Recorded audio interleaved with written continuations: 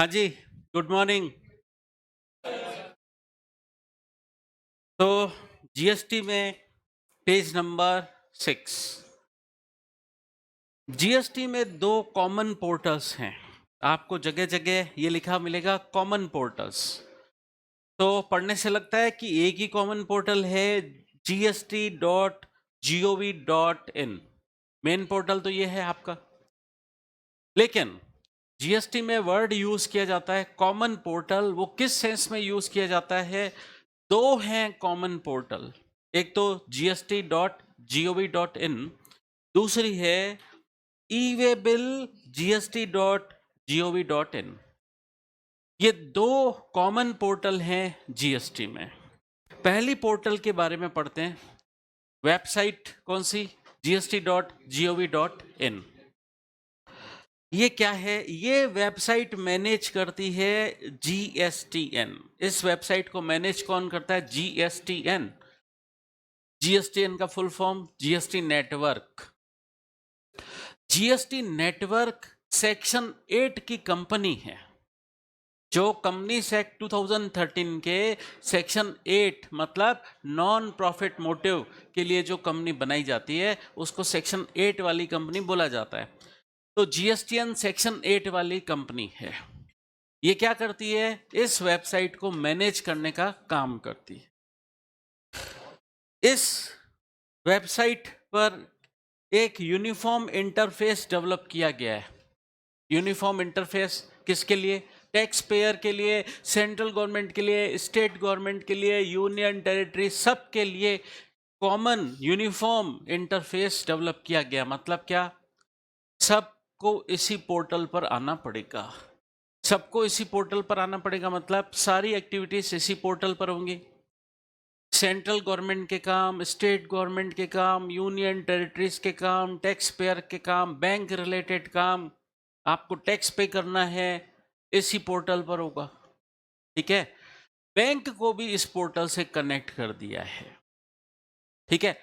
कैसे? एक बेसिक बात समझते हैं तो थोड़ा और क्लियरिटी होगी। फॉर एग्जाम्पल, आपका आउटपुट टैक्स बनता है। आउटपुट टैक्स आपका बनता है फॉर एग्जाम्पल 10 लैक्स। आपके पास इनपुट टैक्स क्रेडिट पड़ी है फॉर एग्जाम्पल 6 लाख। ठीक है। और तो आपको भरना कितना रहेगा? आप 6 लाख की क्रेडिट यूटिलाइज कर लोगे तो आपको भरना है 4 लाख। जीएसटी की पोर्टल पर किसी भी टैक्स पेयर के लिए 2 लेजर मेंटेन होते हैं। वो 2 लेजर क्या हैं? एक है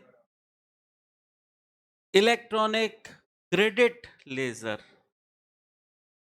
इलेक्ट्रॉनिक क्रेडिट लेजर में उस पर्सन की इनपुट टैक्स क्रेडिट का हिसाब रखा जाता है कि इस पर्सन के इलेक्ट्रॉनिक क्रेडिट लेजर में 6 लाख की आईटीसी पड़ी है जो ये यूज कर सकता है।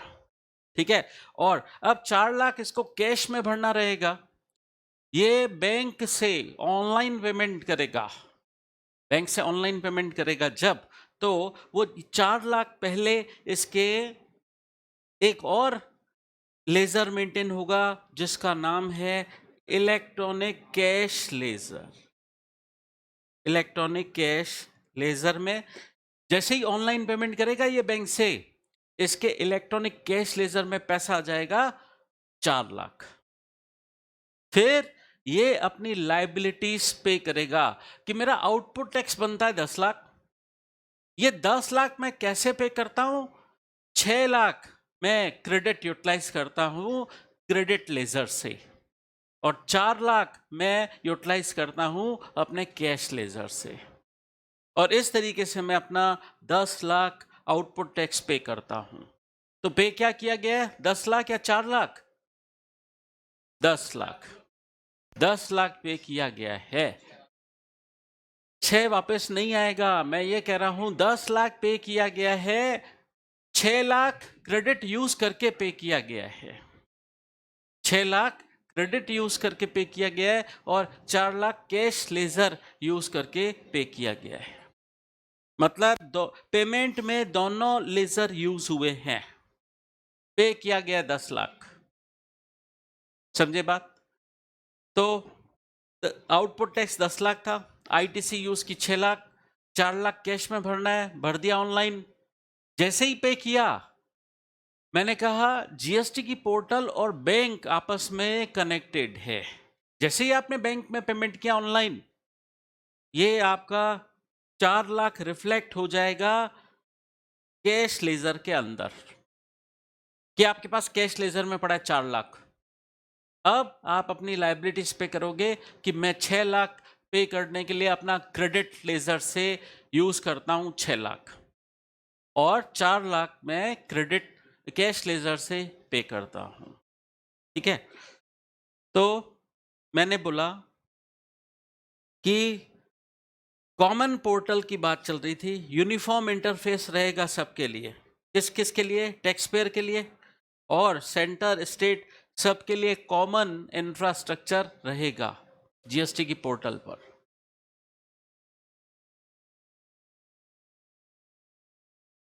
हाँ,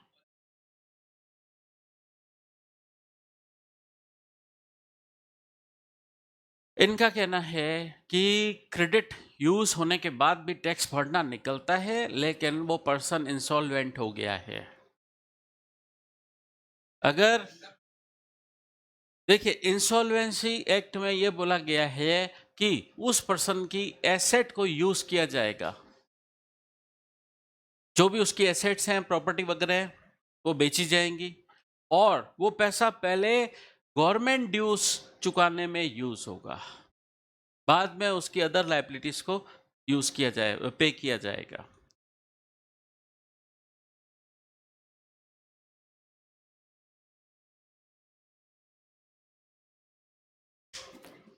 मेरे को ये बताइए, वो इंसॉल्वेंट हुआ नहीं हुआ इमटेरियल है।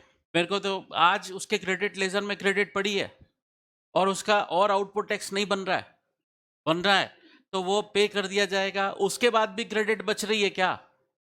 उसके बाद भी क्रेडिट बच रही है। कुछ सिचुएशन में गवर्नमेंट क्रेडिट लेजर में जो क्रेडिट पड़ी है उसका रिफंड क्लेम करना अलाउ करती है, उसके लिए रिफंड क्लेम फाइल होता है। ठीक है? तो वो प्रोसीजर, वो जो रिफंड वाली बातें हैं, वो सीए फाइनल का पार्ट है। ठीक है? रिफंड क्लेम फाइल करके आप रिफंड ले सकते हो अगर आपके इलेक्ट्रॉनिक क्रेडिट लेजर में क्रेडिट पड़ी है और आप यूज नहीं कर पा रहे। चलिए, तो मैंने बोला जीएसटी की कॉमन पोर्टल होती है gst.gov.in। ये यूनिफॉर्म इंटरफेस प्रोवाइड करती है टैक्स पेयर को, सेंट्रल गवर्नमेंट को और स्टेट गवर्नमेंट सबके लिए। इस पोर्टल को एसेस कर सकते हो आप इंटरनेट पर। इंटरनेट पर कौन कौन एसेस करता होगा? टैक्स पेयर भी, सीए और टैक्स एडवोकेट्स, ये सब इंटरनेट पर इसको एसेस करते हैं। लेकिन डिपार्टमेंट के ऑफिसर्स इंटरनेट पर एसेस नहीं करते जीएसटी पोर्टल को। तो किस पर एसेस करते हैं? एसेस वो जीएसटी पोर्टल को ही करते हैं, बट इंटरनेट पर नहीं करते। उनके लिए विद इन ऑर्गेनाइजेशन एक और इंटरनेट होता है, उसको बोलते हैं intranet. Within organisation internet नहीं होता, इंट्रानेट होता है, जिस पर टैक्स ऑफिसर्स इस जीएसटी के पोर्टल को एक्सेस कर सकते हैं और जीएसटी से रिलेटेड सारी सर्विसेज की कंप्लायंस हो रही है, सारी सर्विसेज इफेक्टिवली काम कर रही हैं या नहीं, ये चेक कर सकते हैं। ये जो जीएसटी की कॉमन पोर्टल है, ये सारी स्टेट गवर्नमेंट्स के लिए कॉमन है, और यूटी के लिए, यूनियन टेरिटरी के कमर्शियल टैक्स डिपार्टमेंट्स, आप ये नहीं बोलोगे जीएसटी डिपार्टमेंट, आप ये नहीं बोलोगे, आप बोलोगे कमर्शियल टैक्स डिपार्टमेंट्स। देखिए, इनकम टैक्स डिपार्टमेंट को तो इनकम टैक्स डिपार्टमेंट ही बोलोगे। तो जो डिपार्टमेंट जीएसटी देख रहा है, तो क्या उसको जीएसटी डिपार्टमेंट बोलोगे? नो, उसको बोला जाता है कमर्शियल टैक्स डिपार्टमेंट्स। ठीक है? और central tax authorities, tax payer, bank वगैरह सब टैक्स पेयर सब आपस में कनेक्टेड रहेंगे इस जीएसटी की पोर्टल पर। सिस्टम कैसे काम करेगा? पहले टैक्स पेयर इंफॉर्मेशन देगा सीए प्रोफेशनल को, फिर प्रोफेशनल रिटर्न फाइल करके उस टैक्स पेयर की सारी इंफॉर्मेशन रिटर्न के थ्रू टैक्स ऑफिसर्स को दे देगा। ये सारी इंफॉर्मेशन जीएसटी की पोर्टल पे रहेगी, बैंक भी और अकाउंटिंग अथॉरिटीज भी सब आपस में कनेक्ट रहेंगी। तो कौन कौन कनेक्ट रहेगा इस जीएसटी की पोर्टल पर? Tax payer, CA, professional, officers और बैंक और अकाउंटिंग अथॉरिटी सब आपस में कनेक्ट रहेंगी। अभी मैंने बोला ये पोर्टल मैनेज कौन करता है? जीएसटीएन, जो सेक्शन 8 की कंपनी है। ये जो जीएसटीएन है, इस पोर्टल के थ्रू क्या क्या सर्विसेज प्रोवाइड करती है? किसी पर्सन को जीएसटी में रजिस्ट्रेशन करवाना है तो ऑनलाइन होगा रजिस्ट्रेशन, मैनुअल रजिस्ट्रेशन नहीं होगा, फिजिकल रजिस्ट्रेशन डिपार्टमेंट में जाके नहीं कराना है, आपको ऑनलाइन रजिस्ट्रेशन कराना होगा। जीएसटी के लिए रजिस्ट्रेशन कराना चाहते हो तो इस वेबसाइट पर हो जाएगा। पेमेंट करना है टैक्स का, ऑनलाइन इसी पोर्टल पर होगा, सारे काम ऑनलाइन होंगे। रिटर्न भी इसी पोर्टल पर आपको सबमिट करने होंगे। तो इस पोर्टल पर बेसिकली 3 काम हो रहे हैं, रजिस्ट्रेशन करवा लो, टैक्स का पेमेंट और रिटर्न फाइलिंग इसी पोर्टल पर होगी। तो पहली पोर्टल हमने पढ़ी gst.gov.in। दूसरी पोर्टल ई वे बिल। पहले समझ लो ई वे बिल क्या होता है। बता सकते हो आप ई वे बिल क्या होता है? ट्रांसपोर्टेशन के पर्पस से। देखिए, गवर्नमेंट चाहती है ए ने बी को माल बेचा, तो उस पर टैक्स लायबिलिटी बनती है। उसने सप्लाई ऑफ गुड्स किया है, सप्लाई ऑफ गुड्स पर उसको आउटपुट टैक्स पे करना पड़ेगा। ठीक है, अब वो ना करे तो ना कैसे करे? माल बेच दिया, माल जब पहुंच गया तो दोनों पार्टीज ने, एक सप्लायर ने जो बायर को बिल इशू किया था उसको फोन करके बोल दिया बिल फाड़ दे, माल पहुंच गया, मैं भी इधर, मेरे पास जो कॉपी पड़ी है मैं भी फाड़ देता हूं, क्योंकि अपन को टैक्स भरना नहीं है। पहले ऐसे प्रैक्टिस चल रही थी। बिल बनता, माल जब पहुंचता उधर तो दोनों आपस में, पार्टी सेलर और बायर आपस में साठ गांठ कर लेते कि बिल फाड़ देते हैं। किसको क्या पता पड़ेगा कि माल बेचा हमने और हमारी टैक्स लायबिलिटी बनती है। पहले इस तरीके से हो जाता था। अब गवर्नमेंट ने क्या किया? मूवमेंट ऑफ गुड्स का आपको एविडेंस जनरेट करना पड़ेगा कि ए सेलर है, बायर को बेचा, बी को बेचा अगर गुड्स, तो इस बात का एविडेंस होना चाहिए ई वे बिल के रूप में कि यस ये गुड्स यहां से मूव होके बी के पास गया, सेल हुआ। और ई वे बिल के अंदर आपको लिखना पड़ेगा कि आपने सेल किया है। ठीक है, ऐसा भी हो सकता है ये माल ए ने बी को जॉब वर्क के लिए भेजा हो, तो लिखना पड़ेगा ई वे बिल के अंदर कि जॉब वर्क के लिए भेजा जा रहा है। तो गवर्नमेंट कंट्रोल रखेगी कि कहीं टैक्स इवेजन ना हो। इसके लिए ई वे बिल जनरेट करो। आपने ये गुड्स एक जगह से दूसरी जगह क्यों भेजा, क्या सेल की है, तो आप ई वे बिल जनरेट करो।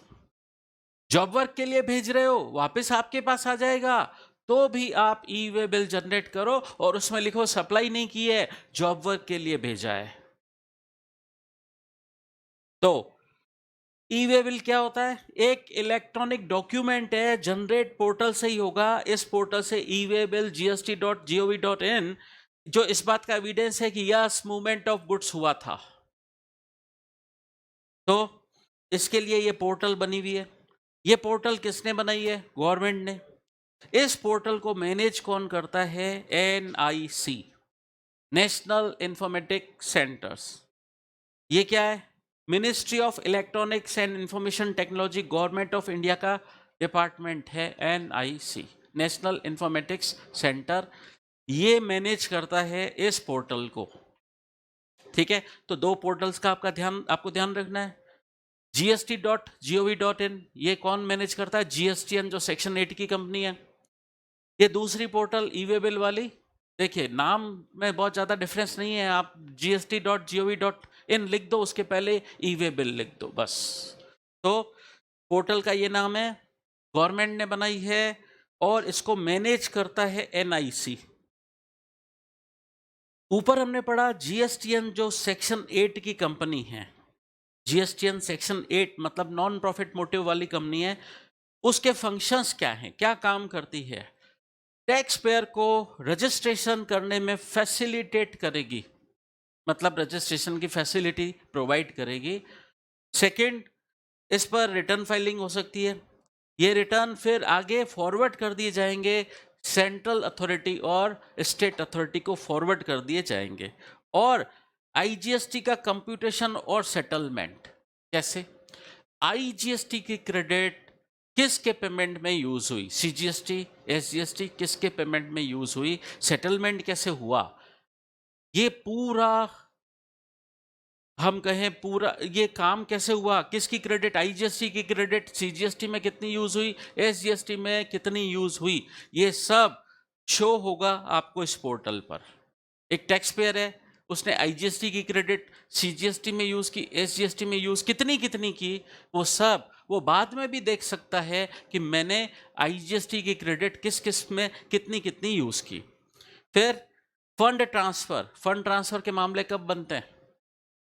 जब आईजीएसटी की क्रेडिट एसजीएसटी के पेमेंट में यूज होती है और जब एसजीएसटी की क्रेडिट आईजीएसटी के पेमेंट में यूज होती है।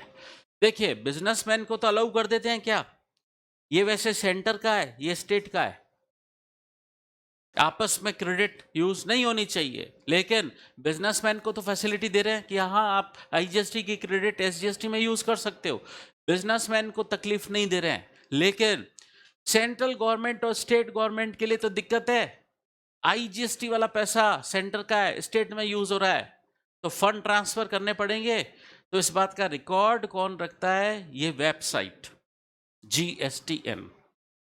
इसके अलावा किसी पर्सन ने टैक्स पेमेंट किया बैंक की पोर्टल पर, इस बात का भी रिकॉर्ड जीएसटीएन की वेबसाइट पर रहेगा। क्यों? बैंक को भी कनेक्ट कर दिया है जीएसटी की वेबसाइट से। तो जैसे ही पर्सन बैंक में ऑनलाइन पेमेंट करता है वो रिफ्लेक्ट हो जाता है। बताइए किस में रिफ्लेक्ट होता है? इलेक्ट्रॉनिक कैश लेजर में रिफ्लेक्ट हो जाता है। फिर ये जो जीएसटीएन की पोर्टल है, इसके अलावा और क्या काम करती है? काफी तरीके की एमआईएस रिपोर्ट्स तैयार करती है। एमआईएस का फुल फॉर्म क्या होता है? एमआईएस का full form management information system, management information system. ये जीएसटीएन की पोर्टल काफी तरीके की रिपोर्ट्स जनरेट करती है। क्या क्या रिपोर्ट्स जनरेट करती है? कि कौन कौन से गुड्स और सर्विसेज से हमको ज्यादा टैक्स मिल रहा है, किससे कम टैक्स मिल रहा है, कौन सा स्टेट हमको ज्यादा रेवेन्यू जनरेट करके दे रहा है। ये अलग अलग तरीके की रिपोर्ट्स ये जीएसटी की पोर्टल जनरेट करेगी और टैक्स पेयर का प्रोफाइल का भी एनालिसिस करेगी। ये टैक्स पेयर टैक्स पेमेंट फटाफट करता है या लेट करता है, रिटर्न टाइम पर फाइल करता है या नहीं, इस बात का पूरा ट्रैक रिकॉर्ड इसके इस पोर्टल पे रहेगा। ठीक है। इसके अलावा इनपुट टैक्स क्रेडिट, किसी पर्सन के पास कौन सी क्रेडिट थी, वो किसके पेमेंट में कितनी कितनी यूज हुई, हर महीने कितनी कितनी यूज की, इस बात का सारा रिकॉर्ड इस पोर्टल पर रहेगा। तो इनपुट टैक्स क्रेडिट की मैचिंग क्या? फॉर एग्जाम्पल, मैंने इनसे गुड्स खरीदा 1 लाख का और इन्होंने उस पर 18% टैक्स लगा के दिया। मैंने इनसे गुड्स खरीदा, 18% मेरे को टैक्स लगा के दिया। मैं इस 1 लाख पर 18% 18,000 की क्रेडिट ले रहा हूं और मैं बता रहा हूं कि मैंने इनसे गुड्स खरीदा था, उस पर टैक्स लग के आया था 18,000, मैंने उसकी क्रेडिट क्लेम की है। तो ये कंफर्म करेंगे ऑनलाइन कि यस उस पर्सन ने 18% लगाया था क्या। ठीक है, उनकी सेल है, उनका आउटपुट टैक्स है, मैंने उससे परचेस किया है, ये मेरा इनपुट टैक्स है, मैं क्रेडिट क्लेम कर रहा हूं, ये क्रॉस टैली किया जाएगा। फिर इसके अलावा एक और हेडिंग दे रखा है जीएसपी और एएसपी। जीएसपी क्या? जीएसटी सुविधा प्रोवाइडर्स। जीएसपी मतलब जीएसटी सुविधा प्रोवाइडर्स, और एएसपी मतलब एप्लीकेशन सर्विस प्रोवाइडर। ये क्या होता है? जीएसटीएन जो ऊपर ये कंपनी थी जिसने ये पोर्टल मैनेज करती है, वो जीएसटीएन जो सेक्शन 8 वाली कंपनी है, वो हायर करती है कुछ आईटी कंपनीज को, इसके अलावा आईटीएस कंपनीज को और फाइनेंशियल टेक्नोलॉजी कंपनीज को हायर करती है और उनको बोलती है कि आप जीएसटी सुविधा प्रोवाइडर्स के रूप में काम करो, जैसे एनएसडीएल जीएसटी सुविधा प्रोवाइडर, जीएसटी सुविधा प्रोवाइडर है एनएसडीएल। ये क्या काम करती है? देखिए, ये गवर्नमेंट अथॉराइज्ड, ये गवर्नमेंट अथोराइज्ड होती हैं जीएसपी, और एएसपी जो होता है वो गवर्नमेंट अथोराइज्ड नहीं होता है, वो इंडिपेंडेंट कमर्शियल एंटिटीज होती हैं। ये जीएसपी क्या काम करती हैं? टैक्स पेयर के लिए एप्लीकेशंस डेवलप करती हैं, मतलब ऐप डेवलप करती हैं ताकि ये जीएसटीएन की पोर्टल से इंटरेक्ट कर सके। एक टैक्स पेयर जीएसपी के बनाए हुए ऐप को यूज करके उस ऐप में अपनी इंफॉर्मेशन दे दे तो उसका जीएसटीएन के साथ इंटरेक्शन हो जाएगा, मतलब वो अपनी सारी इंफॉर्मेशन जीएसटीएन को प्रोवाइड कर देगा ये ऐप यूज करके। मेरे को एक बात बताइए, फॉर एग्जांपल मैंने आउटवर्ड सप्लाई की, आउटवर्ड सप्लाई का मेरे को देखिए जीएसटी में क्या क्या आपको काम करने पड़ते हैं, मंथली आपकी क्या क्या ड्यूटीज होती हैं। आपको GSTR-1 फाइल करना पड़ता है, जो एक तरीके से आपका रिटर्न है, return of outward supplies. Return of outward supplies मतलब इसके अंदर क्या डिटेल आप दोगे? अब आपकी सेल्स और उसका आउटपुट टैक्स कितना बन रहा है, ठीक है। फिर मंथली एक और रिटर्न फाइल करना पड़ता है, GSTR-3B, ठीक है। इस रिटर्न के अंदर आपको क्या क्या डिटेल देनी पड़ती है कि आपकी आउटवर्ड सप्लाई क्या है, मतलब सेल्स क्या है,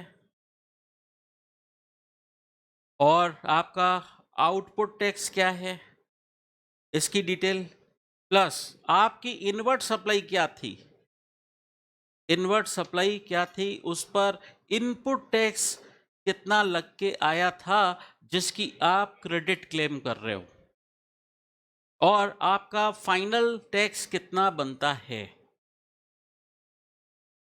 अगर बनता है तो आपने पे कर दिया कि नहीं, पे कर लोगे उसके बाद ही आप GSTR-3B फाइल कर पाओगे। तो हर महीने आपको 2 रिटर्न फाइल करने पड़ते हैं जीएसटी में। वैसे ये 10 तारीख तक फाइल करना पड़ता है, ये 20 तारीख तक फाइल करना पड़ता है। GSTR-3 नहीं है, GSTR-3B है। कहानी आप बहुत जब रिटर्न चैप्टर पढ़ोगे तब समझ आएगा। अब एक बात बताऊं, मिस्टर ए सेलर है, हम सेलर वर्ड वैसे यूज नहीं करते हैं, सप्लायर वर्ड यूज करते हैं। मिस्टर बी बायर है, ठीक है, दोनों बिजनेसमैन है। मान लीजिए तो इसने इसको क्या किया, supply of goods, supply of goods, ये क्या फाइल करेगा 10 तारीख तक, अगले महीने की 10 तारीख तक क्या फाइल करेगा, GSTR-1, और वो इसके लिए ये क्या है, आउटवर्ड सप्लाई, इसके लिए ये आउटवर्ड सप्लाई है, इसकी ये डिटेल दे देगा। इस पर आउटपुट टैक्स जो बनता है उसकी भी डिटेल दे देगा। फिर जैसे ही मान लीजिए मिस्टर ए ने 10 पार्टीज को माल बेचा था जिसमें मिस्टर बी है शामिल, 10 लोगों को माल बेचा था, उसमें मिस्टर बी भी बायर है। इधर जैसे ही मिस्टर ए अपना GSTR-1 फाइल करता है, ये सारी डिटेल ऑटो पॉपुलेट होके मिस्टर बी के GSTR 2A और GSTR 2B में आ जाएगी ऑटो पॉपुलेट होके। क्या डिटेल ऑटो पॉपुलेट होके आएगी? मिस्टर बी के पोर्टल पर उसके यूजर आईडी पर ऑटो पॉपुलेट होकर आएगी कि यस, मिस्टर बी ने ए से गुड्स खरीदा है। ये डिटेल ऑटो पॉपुलेट होके यहां आ जाएगी।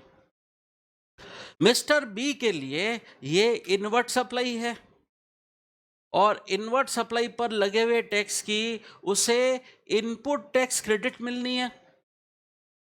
मतलब input tax credit mister B कितनी ले पाएगा, ये सारी डिटेल इसमें रहेगी, GSTR 2A में रहेगी। तो GSTR 2B क्या है? सारी डिटेल मतलब बी की जो परचेज है, इनवर्ट सप्लाई है, वो ए की सेल थी। जब ए अपना GSTR 1 फाइल करेगा, वहां से डिटेल ऑटो पॉपुलेट होके मिस्टर बी के GSTR 2A और GSTR 2B में आ जाएगी, जिससे मिस्टर बी को पता पड़ेगा कि यस, मिस्टर ए ने रिटर्न फाइल किया है और मैं ये क्रेडिट जो मेरे परचेस पर लगी हुई है इनपुट टैक्स, उसकी क्रेडिट में ले सकता हूं। फिर दोनों पार्टीज को अपना अपना GSTR 3B फाइल करना पड़ेगा। ये भी फाइल करेगा और मिस्टर बी भी अपना GSTR 3B फाइल करेगा। GSTR 3B फाइल करते वक्त मिस्टर बी अपना आउटवर्ड सप्लाई बताएगा, उसका आउटपुट टैक्स बताएगा और इस इनवर्ट सप्लाई पर क्या इनपुट टैक्स की क्रेडिट है वो इन दोनों को देखकर क्लेम करेगा। ठीक है। अब कई लोग पूछते हैं सर ये GSTR 2A और 2B दोनों में ये डिटेल ऑटो पॉपुलेट होके क्यों आ रही है? ठीक है। GSTR 2B जो होता है वो स्टैटिक फॉर्म होता है। स्टैटिक फॉर्म क्या? देखिए, इसने ये GSTR 1 कब तक फाइल किया? अगले महीने की 10 तारीख तक। ये डिटेल ऑटो पॉपुलेट होके 2A में आ जाएगी 13 तारीख तक। 13 तारीख तक। GSTR 2B मिस्टर बी को कब फाइल करना रहेगा? अगले महीने की 20 तारीख तक। तो 13 तारीख के बाद से 14 तारीख से वो तैयारी में लग जाए कि मेरे को GSTR 2B फाइल करना है, तो मैं कितनी इनपुट टैक्स क्रेडिट क्लेम कर सकता हूं। किसको देखकर क्लेम करेगा? अपने GSTR 2B को देखकर, 2A या 2B को देखकर क्लेम करेगा। अब 2A और 2B में क्या डिफरेंस है? 13 तारीख तक जितने भी रिटर्न फाइल हुए, मिस्टर बी के एंगल से अब बात करता हूं। मिस्टर बी ने काफी लोगों से परचेस की है पूरे महीने में, सारे डिटेल 2A में आ जाएगी। 2A में आ जाएगी कि परचेस है बी के एंगल से और उस पर इनवर्ट सप्लाई पर इतना इनपुट टैक्स लगा हुआ है। ठीक है, इसकी क्रेडिट क्लेम करनी है। 13 तारीख तक जितने भी परचेस है वो इसमें आ जाएगी। लेकिन मान लो कोई सप्लायर बाद में रिटर्न फाइल करे, मान लो मिस्टर ए 10 तारीख तक रिटर्न फाइल नहीं करता है, मिस्टर ए 10 तारीख तक रिटर्न फाइल नहीं करता है, वो 15 तारीख को अपना रिटर्न फाइल करता है, तो क्या वो डिटेल 2A में 13 तारीख तक आ पाएगी? नहीं आ पाएगी। ठीक है, नहीं आ पाएगी। और 2B में आ पाएगी क्या? 2B में भी नहीं आ पाएगी। 2B भी 13 तारीख तक जितने परचेज की डिटेल आएगी वो 13 तारीख तक बुक हो जाएगी। लेकिन जैसे ही मिस्टर ए, अब बात ढंग से सुनना, जैसे ही मिस्टर ए 10 तारीख को अपना GSTR 1 फाइल करने के बजाय 15 तारीख को करता है, 15 तारीख को मिस्टर ए ने अपना आउटवर्ड सप्लाई का रिटर्न GSTR 1 फाइल किया, इधर मिस्टर बी पर वो कहां रिफ्लेक्ट होगा? वो रिफ्लेक्ट होगा GSTR 2A में। 15 तारीख को भी उसमें अपडेशन हो जाएगा, डिटेल ऑटो पॉपुलेट होके आ जाएगी। लेकिन वो चीज 2B में नहीं आएगी, सेम मंथ के 2B में नहीं आएगी, अगले महीने के 2B में आएगी। जीएसटीआर 2B स्टैटिक डॉक्यूमेंट्स होता है, 13 तारीख के बाद फ्रीज हो जाता है। ठीक है, अब मेरे एंगल से सोचो, मैं परचेस कर रहा हूं, मैं अपना 2A और 2B खोलता हूं। मेरे जिन सप्लायर्स ने 10 तारीख तक रिटर्न फाइल कर दिए थे अपने आउटवर्ड सप्लाईज के, वो उनकी सेल थी। मेरी परचेज है, ठीक है, मेरी परचेज है, तो उस पर जो इनपुट टैक्स लगा हुआ है, मेरे को चेक करना है कि मेरे को क्रेडिट मिल रही है कि नहीं मिल रही है। मैं क्या चेक करूंगा? 2A, पहले 2A चेक करूंगा कि उसमें क्रेडिट आई है कि नहीं आई है। ठीक है, उन्होंने रिटर्न फाइल नहीं किया है, 2B में तो आएगी नहीं क्रेडिट, और 13 तारीख के बाद से वो फ्रीज ही हो जाएगा। अब मान लो मेरा कोई सप्लायर 15 तारीख को आउटवर्ड सप्लाई का रिटर्न फाइल करता है, उसकी मुझे क्रेडिट मिलनी है, तो वो क्रेडिट अगर मेरे को चेक करनी है, मैं 15 तारीख को चेक कर रहा हूं, उस महीने का मैं 2B उठा के देखूंगा क्रेडिट आएगी नहीं, क्योंकि वो 13 तारीख बाद फ्रीज हो गया। लेकिन जब मैं उसी महीने का जीएसटीआर 2A उठा के देखूंगा, उसमें क्रेडिट आ जाएगी। इसका मतलब जीएसटीआर 2A वेरिएबल डॉक्यूमेंट है और जीएसटीआर 2B स्टैटिक डॉक्यूमेंट है। 13 तारीख के बाद फ्रीज हो जाएगा। ठीक है, तो ऐसा गवर्नमेंट ने क्यों किया?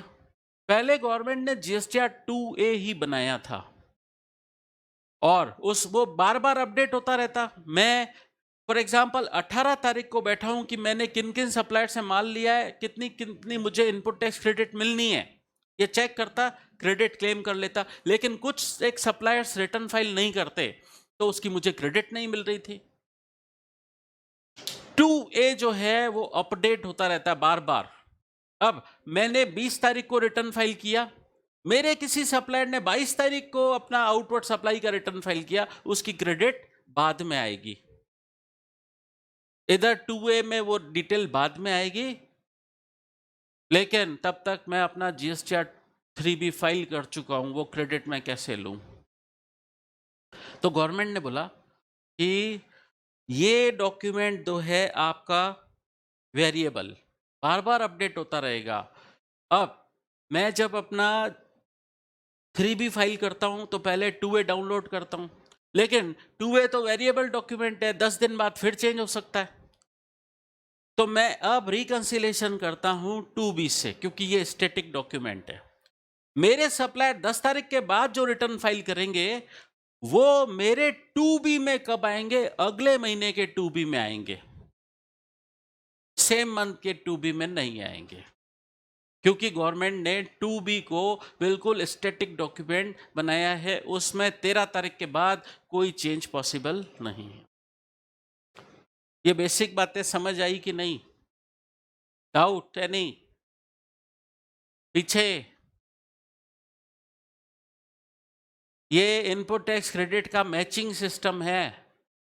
आप जब 3B फाइल करते हो, तब आपको इनपुट टैक्स क्रेडिट कितनी मिल रही है, ये आपको अपने जीएसटीआर 2A और जीएसटीआर 2B से रिकंसाइल करने के बाद इनपुट टैक्स क्रेडिट क्लेम करनी होती है।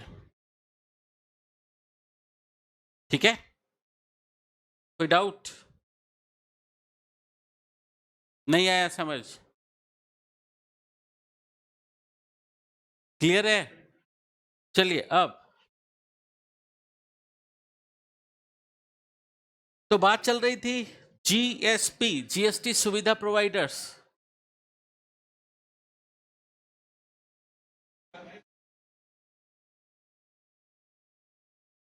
अनरजिस्टर्ड डीलर से परचेस किया। अनरजिस्टर्ड डीलर टैक्स जोड़ के माल बेच ही नहीं सकता। अनरजिस्टर्ड डीलर आउटपुट टैक्स अपने कस्टमर से चार्ज ही नहीं कर सकता। तब जब वो आउटपुट टैक्स चार्ज ही नहीं कर सकता, तो अगर मैं उससे परचेस करता हूं, जो मेरा सप्लायर अनरजिस्टर्ड है, उसने बिल में टैक्स चार्ज ही नहीं किया है, तो मेरे को इनपुट टैक्स क्रेडिट मिलेगी कैसे? समझ गए? चलिए, तो जीएसपी जीएसटी सुविधा प्रोवाइडर्स ये टैक्स पेयर के लिए ऐप डेवलप करते हैं ताकि ये जीएसटीएन से इंटरेक्ट कर सके। इस पे सारे इनवॉइसेस अपलोड होंगे, सारे इनवॉइसेस अपलोड होंगे, रिटर्न फाइलिंग और जीएसटी से रिलेटेड सारी सर्विसेज प्रोवाइड करने में ये हेल्प करेंगे। ये प्रोडक्ट कस्टमाइज करेंगे, सॉफ्टवेयर डेवलप करेंगे जो अलग अलग यूजर्स के लिए अलग अलग टाइप से बनाए जाएंगे, मतलब यूजर्स की रिक्वायरमेंट के हिसाब से बनाए जाएंगे। ये ऐप डेवलप करेंगे और ये ऐप डेवलप करने में जीएसपी एएसपी की हेल्प ले सकते हैं। जीएसपी गवर्नमेंट अथॉराइज्ड होते हैं, एएसपी गवर्नमेंट अथॉराइज्ड नहीं होते हैं। तो जीएसपी एएसपी की हेल्प ले सकते हैं ऐप डेवलप करने में। ये एएसपी कौन होता है? कमर्शियल कंपनीज होती हैं जो बिजनेस कम्युनिटीज के लिए इंडिपेंडेंट सॉफ्टवेयर बनाती है।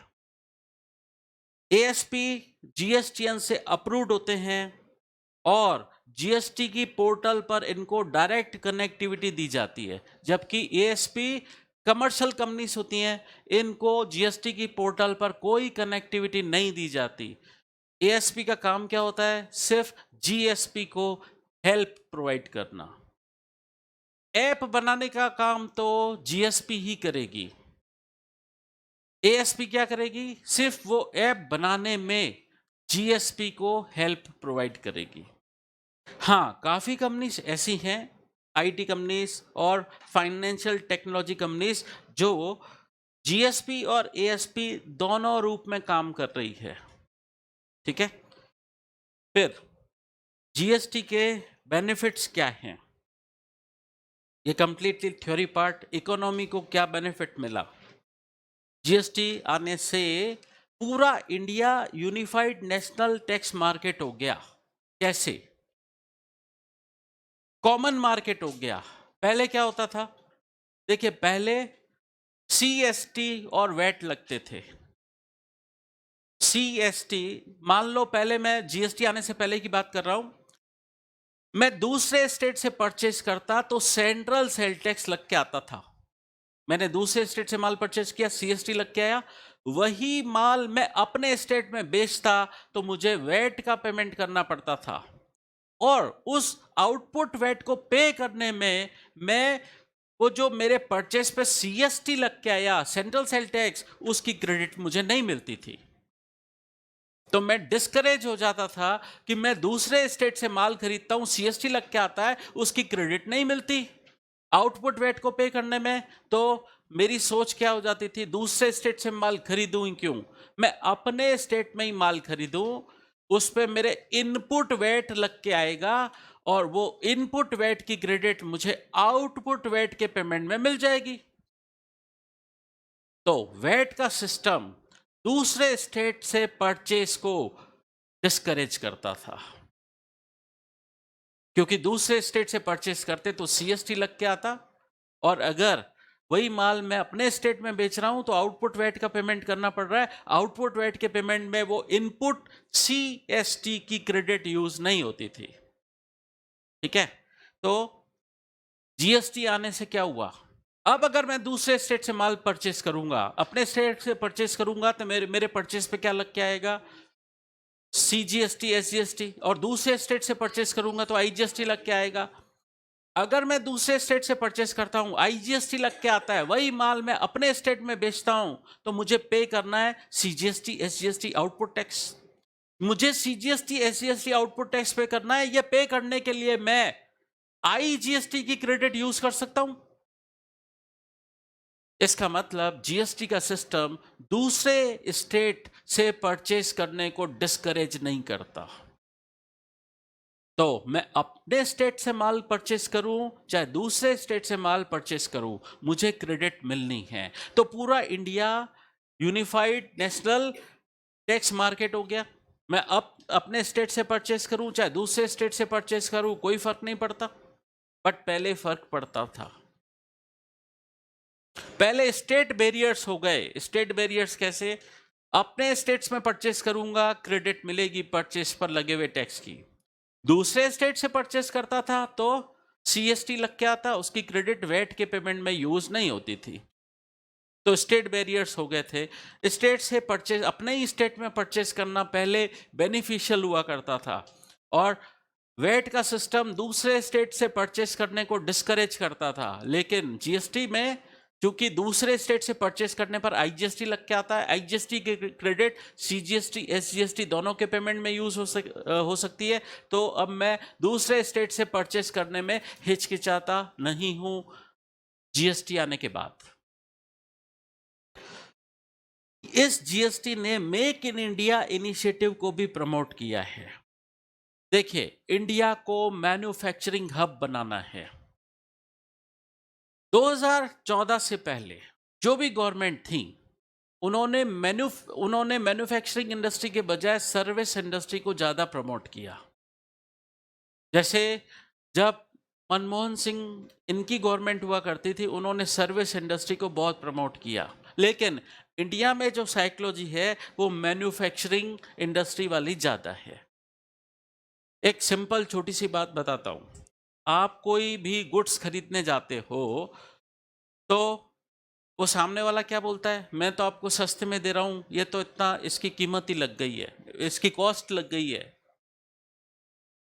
ठीक है, आपसे पैसे चार्ज कर लेता है।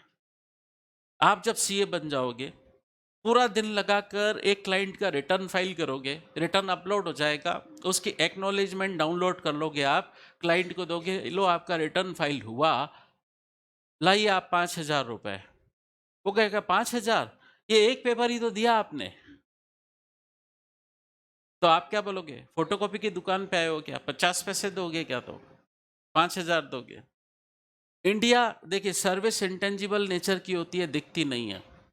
गुड्स टेंजिबल नेचर का है, दिखता है।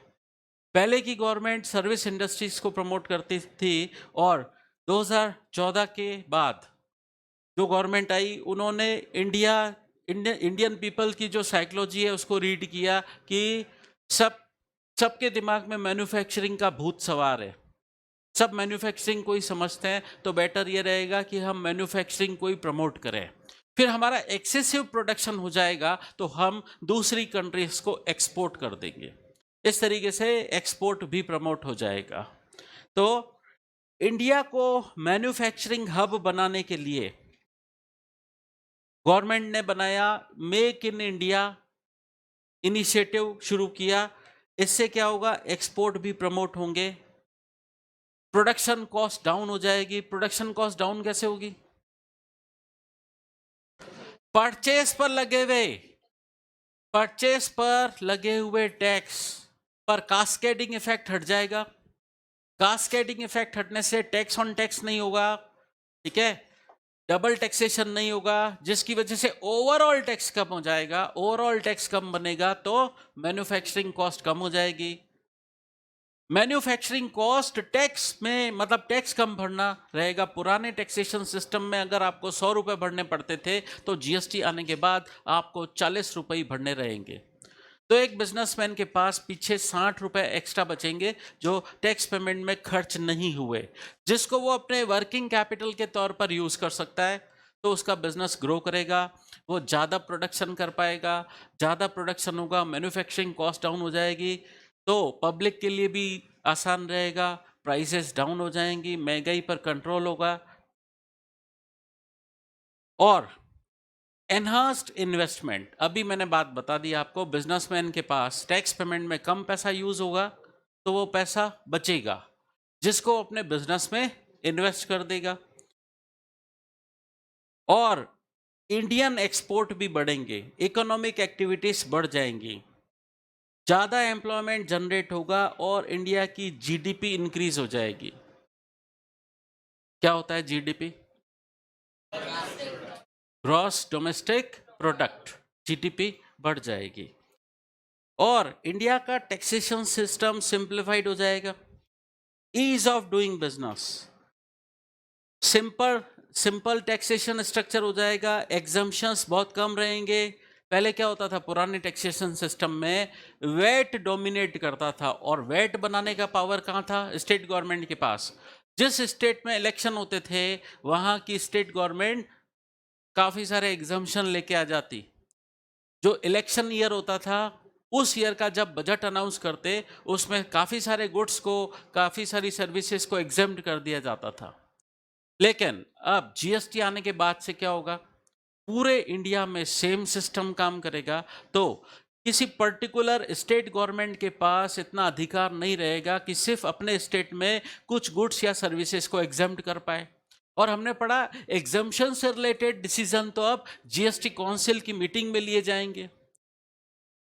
ठीक है, तो वहां पर सब लोग म्यूचुअल अंडरस्टैंडिंग से डिसीजन पास होगा, तो जिसकी वजह से एग्जाम्पशन ज्यादा नहीं मिलेंगे और मल्टीप्लिसिटी ऑफ टैक्स का घट गया। मैंने बोला था आपको कि 7 तरीके के सेंट्रल टैक्स, 7 तरीके के स्टेट टैक्स जीएसटी आने से सबस्यूम्ड हो गए जीएसटी में। इससे सिंप्लिसिटी और यूनिफॉर्मिटी आई है पूरे इंडिया में। सारे स्टेट्स को अपने अपने स्टेट के लिए एसजीएसटी का कानून पास करने का अधिकार दिया गया, बट क्या बोला गया, आपको हम एक मॉडल जीएसटी देते हैं, इसके फ्रेमवर्क, इसके दायरे में रहते हुए आपको अपने अपने स्टेट के लिए एसजीएसटी का कानून पास करना है।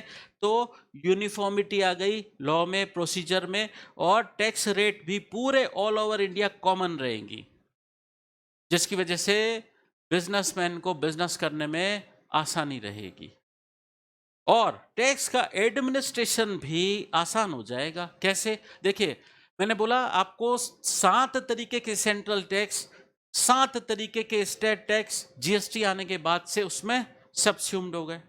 पहले क्या होता था, वो 7 टैक्सेस थे सेंटर के, 7 स्टेट के थे, उनके डिपार्टमेंट अलग अलग थे, उनके डिपार्टमेंट अलग अलग थे, वहाँ अलग अलग एम्प्लॉय रखने पड़ते थे। तो टोटल 14 डिपार्टमेंट पहले एक्स्ट्रा हुआ करते थे, उनको एडमिनिस्ट्रेशन करना, गवर्नमेंट उनको सैलरी पे करती। एक बिजनेसमैन के लिए भी दिक्कत थी, वो 14 जगह रजिस्ट्रेशन कराए, अब जीएसटी में उसका एक ही रजिस्ट्रेशन होगा, तो उसकी कंप्लायंस कॉस्ट भी कम हो जाएगी, टैक्स एडमिनिस्ट्रेशन इफेक्टिवली हो पाएगा और क्लासिफिकेशन ऑफ गुड्स और सर्विसेज, गवर्नमेंट यूनिफॉर्म पैटर्न रखेगी गुड्स और सर्विसेज को क्लासिफाई करने के लिए, जिससे टैक्स एडमिनिस्ट्रेशन बेटर हो जाएगा पूरे इंडिया में और इजी टैक्स कंप्लायंस होगी, ऑटोमेटेड प्रोसीजर होगा। देखिए रजिस्ट्रेशन पहले क्या होता था, मैनुअल होता था, जैसे वैट में रजिस्ट्रेशन ऑनलाइन नहीं होता था, मैनुअल होता था।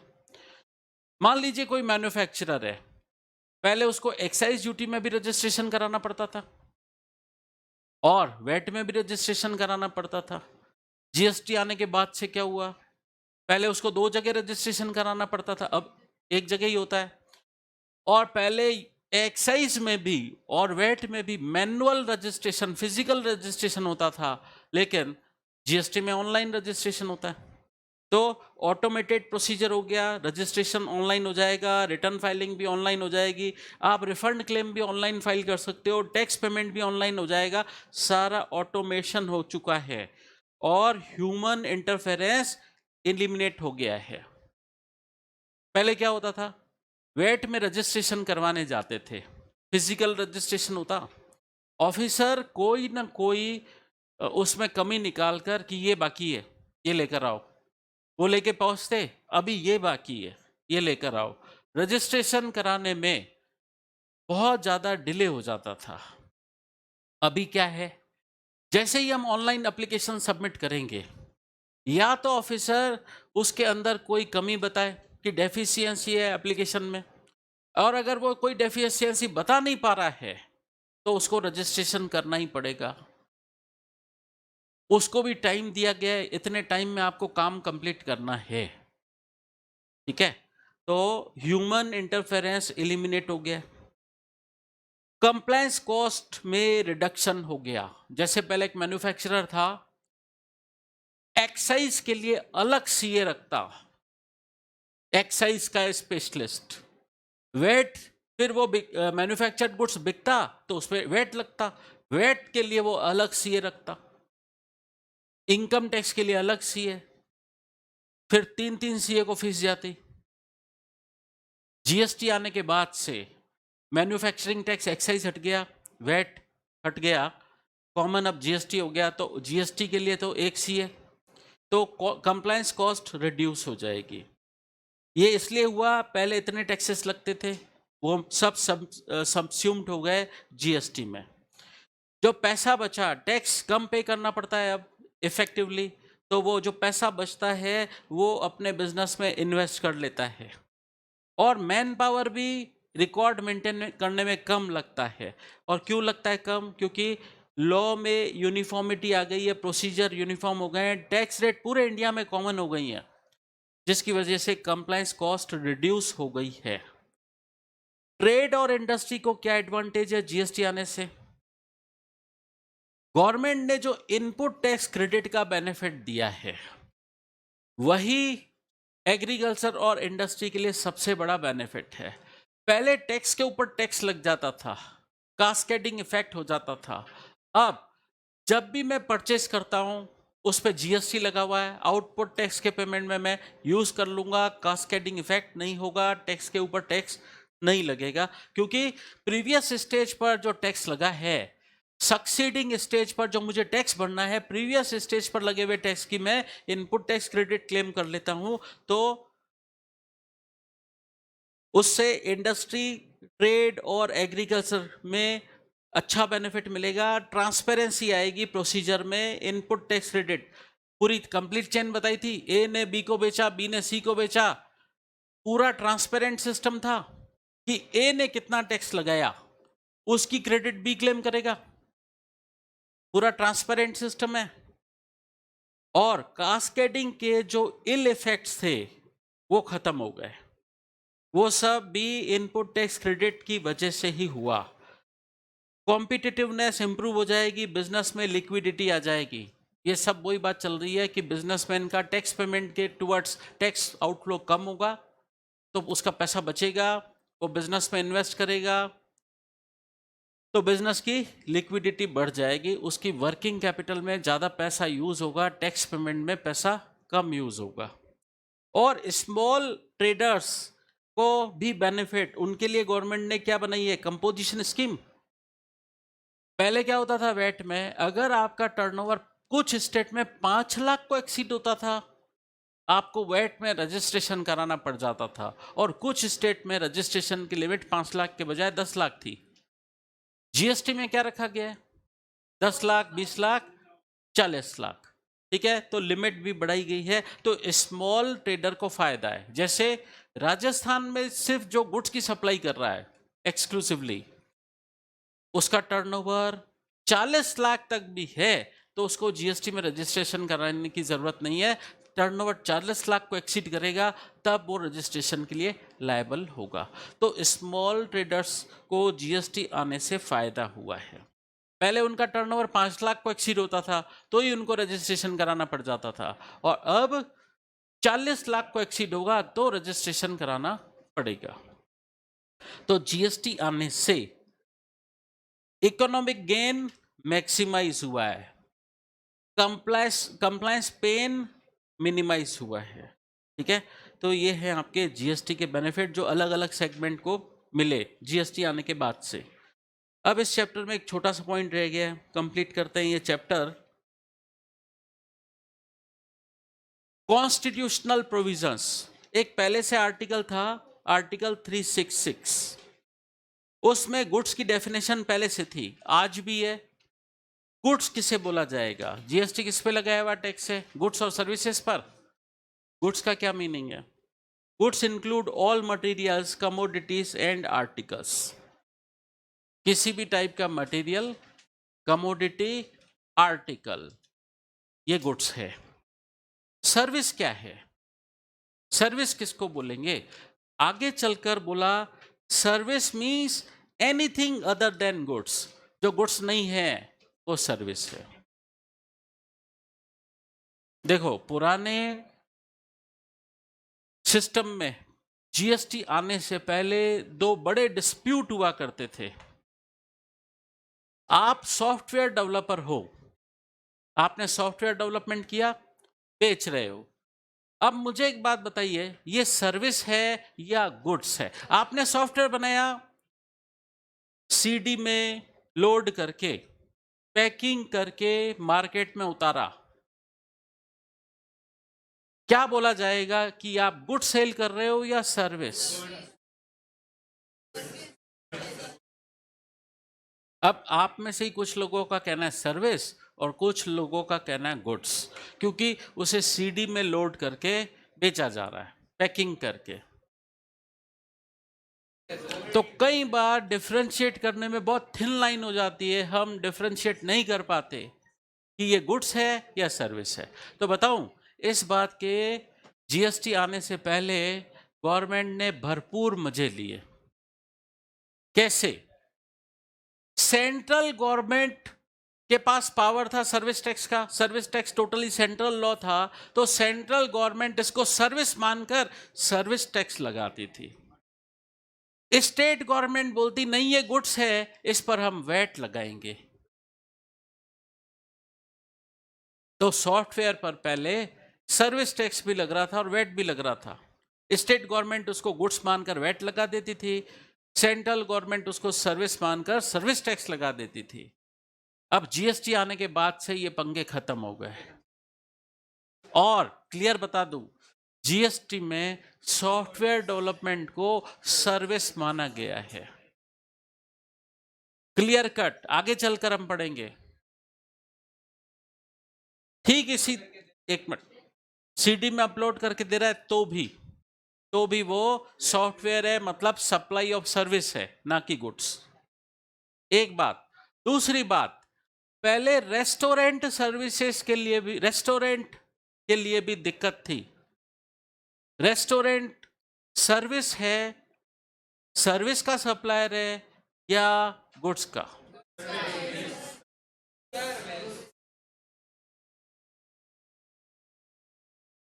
तो जीएसटी आने से पहले सेंट्रल गवर्नमेंट बोलती ये सर्विस है, सर्विस टैक्स लगा देते थे, और स्टेट गवर्नमेंट बोलती नहीं ये तो गुड्स है, आप गुड्स बेच रहे हो, वैट भी लगता था। तो मतलब सेंट्रल गवर्नमेंट उसे सर्विस मानती, स्टेट गवर्नमेंट उसको गुड्स मानती, और दोनों जो जो टैक्स लगा सकते थे लगा देते थे। अब जीएसटी में रेस्टोरेंट सर्विस को सर्विस माना गया है, क्लियर कट। तो पहले ऐसे कुछ डिस्प्यूट हुआ करते थे जीएसटी आने से पहले, लेकिन जीएसटी ने इन सब कंफ्यूजन्स को क्लियर कर दिया है। इलेक्ट्रिसिटी को ना तो गुड्स, इलेक्ट्रिसिटी ना गुड्स है ना सर्विस है।